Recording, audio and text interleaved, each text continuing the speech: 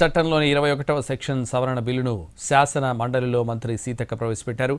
ఇద్దరు పిల్లలకు మించి సంతానం ఉంటే స్థానిక ఎన్నికల్లో పోటీకి అనర్హులన్న నిబంధనను తొలగిస్తూ సవరణ చేశారు.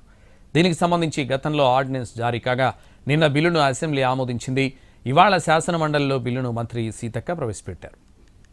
30 సంవత్సరాల తర్వాత ప్రభుత్వము జనాభా విధానాన్ని సమీక్షించినప్పుడు తెలంగాణలోని గ్రామీణ ప్రాంతాలలో సంతానోత్పత్తి ఒక మహిళ 1.7 చొప్పున సంతానం కలిగి ఉన్నది అధ్యక్ష. ఇది సంతానోత్పత్తి భర్తీ చేయగల స్థాయి కంటే తక్కువ ఉన్నది అధ్యక్ష.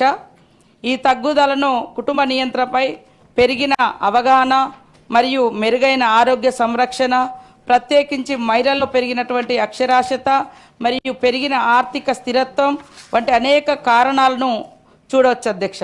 మొత్తం సంతానోత్పత్తి రేటు 1.7 స్థాయిలో కొనసాగించడానికి అనుమతించినట్లయితే భవిష్యత్తులో ఇది తెలంగాణ రాష్ట్ర జనాభా ప్రయోజనాలకు విఘాతం కలుగుతుంది, ప్రతికూలంగా మారుతుంది.